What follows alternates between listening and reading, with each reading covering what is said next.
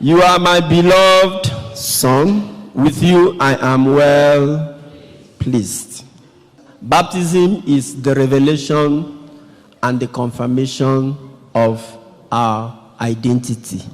Because Romans say, as Christ was baptized, we too were baptized. So, what happened to Jesus dramatically is what happens to us sacramentally when we get baptized. So I want to remind you again the extraordinary things God did for you at your baptism, and which you should always remember. So 3 things here: self-identity, self-awareness, and self-expression. Self-identity. Know who you are. That's what baptism reveals. Also, that's what God reveals to us in baptism and confirms. Know who you are. That's your identity. Who are you? And your identity here is who you are before God, who you are with God. And it's very important. Who God says you are. That is your primary ontological identity. Any other thing is secondary. If you don't understand this, your Christianity, your spirituality will be on a shaky foundation. If you don't understand this, you will not have self-esteem. If you don't understand this, you will not understand dignity. So your identity is who God says you are. And who does God say you are? He says, you are my beloved son or my beloved daughter. I say, with you, I am what? See, he's saying this to Jesus even before Jesus started doing anything. I want you to get that fact. Jesus has not started preaching. Jesus has not started healing. Jesus has not started casting out demons. Before God said, you are my beloved son, with you I am well pleased. It is not what you do for God. It is who God says you are.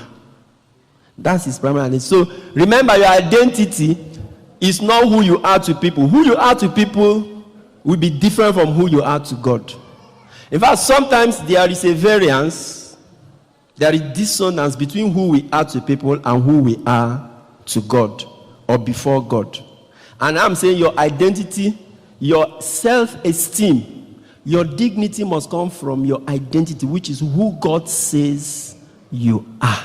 Even from Jesus, when Jesus was born, there were 2 places where he was to be named. One is Matthew 1:21. The angel said to, I think, Joseph, he said, you shall call him Jesus, because he is to save his people from their sin. You shall name him Jesus. So this is Mary and Joseph as human beings naming Jesus. In other words, also confirming his identity to human beings. You shall call him Jesus because he shall do what? He shall save his people. So in normal, physical, ordinary human level, people usually give you identity based on what you do for them. People will define you, describe you, rate you, respect you by what you do for them. In other words, you don't mean anything to anybody who does not have something he is getting from you. It's a normal human thing. Just accept it's a normal fact. Praise God. And all of us are guilty of it, 3 of us. If you have a neighbor or a friend or somebody who comes to your house every time to be collecting something, will you be available all the time? You will not. So he said, you shall call him Jesus because he will save his people from their sin. That is even not his identity, that is his mission. But like I said, we are defined by what we do. That is the worldly thing.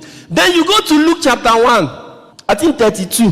The same angel said about Jesus, he said, he shall be called Son of the Most High. 2 different things, pay attention. The first one in Matthew 1, Joseph and Mary were told, you shall call him. But in Luke, they were not told to call Jesus. They were told what Jesus will be called, but they were not told who is going to call him that. And who is going to call him that? It is the Father on the baptism. He shall be called Son of the Most High. That is his true identity. So your identity before God is not hinged on anything special you have done or you can do. And like I said, if you don't understand this, even your prayer life will be messed up. And because many Christians don't understand this, their prayer life is what? Is messed up. To watch full videos and get notifications for new ones, please subscribe to my YouTube channel. God bless you. Sign up with the largest community of Catholics online. Make new friends, chat, post pictures and videos, make and receive audios and video calls, interact with lots of priests and religions. Download the app from Google Play Store.